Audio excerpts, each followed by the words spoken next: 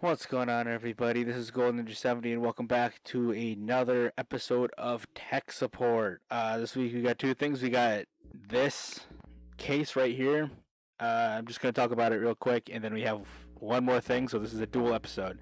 So this is the DIY. This is a case from DIY PC called the Skyline 06WB.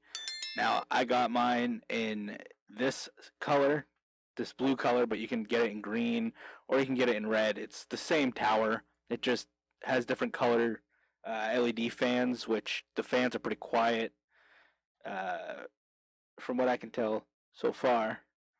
But it is a full ATX tower, and I'm going to tell you right now that setting one of these up is a big pain in the ass, especially if you have a older motherboard like I do, because there are a lot of wires and just a lot of wires that that didn't come with the case that I had for the old Dell case for my PC.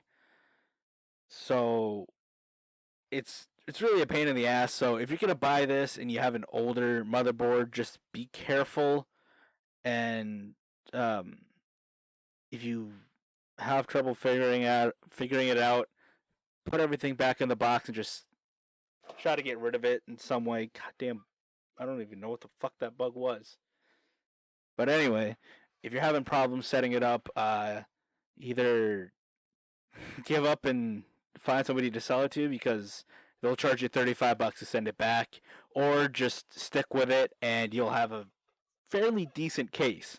However, I gotta warn you that it's extremely large. Like if you're not aware of how large an ATX case is, let's see, does it show the dimension on here? Normally it would. Okay, so it's 21 inches tall, 21 inches long, and 9 inches wide. Yeah, that sounds about right. But it's the biggest pain in the ass case I've ever worked with. I finally got it after like 5 hours of working with it and fucking around with the wires, but it was still a pain in the ass. Like, I wish I had bought one of these ones. Like, just learn from my mistake. If you're looking for a case, buy something like this. Buy a mid ATX.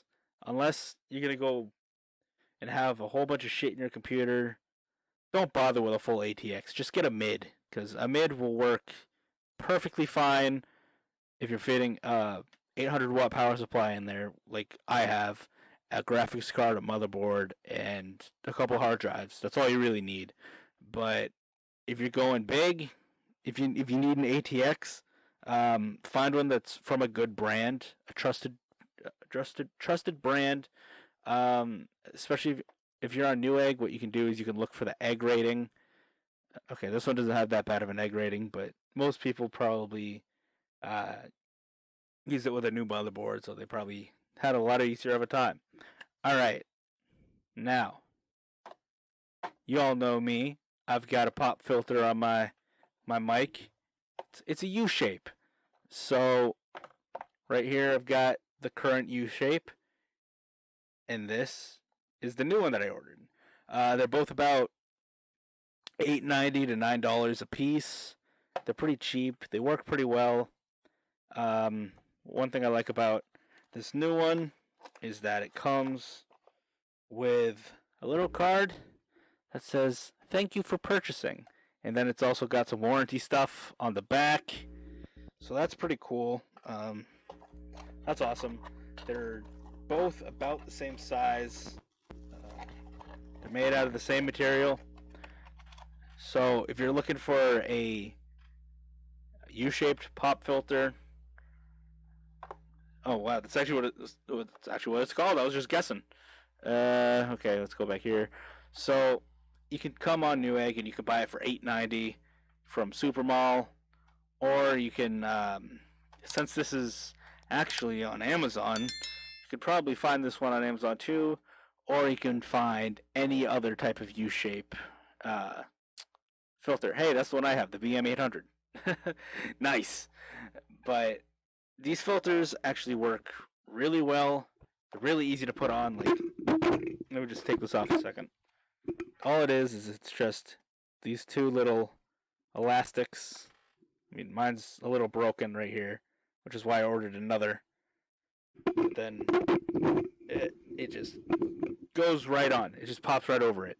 It's not like those foam filters that'll get stuff stuck in them. It's not like those filters that you put on the arm or on the table or desk and it just kind of curves. It's not like those ones. These are really easy to set up and use. They filter out a lot of stuff, a lot of popping sounds for the most part. But then again, I have a very cheap setup. I've got my $30 fucking newer microphone, and then the NW100 power supply, which I've reviewed both of them. They work pretty well. They work pretty decent for what they are. For about $70-ish, it's not a bad setup. Plus, if you throw in one of these for another $8.90, it makes it even better, actually. But I'm going to leave this video here. Hope you enjoyed it. If you did, hit the like button. If you haven't subscribed, hit the subscribe button. And I'll see you guys in the next video. Peace out.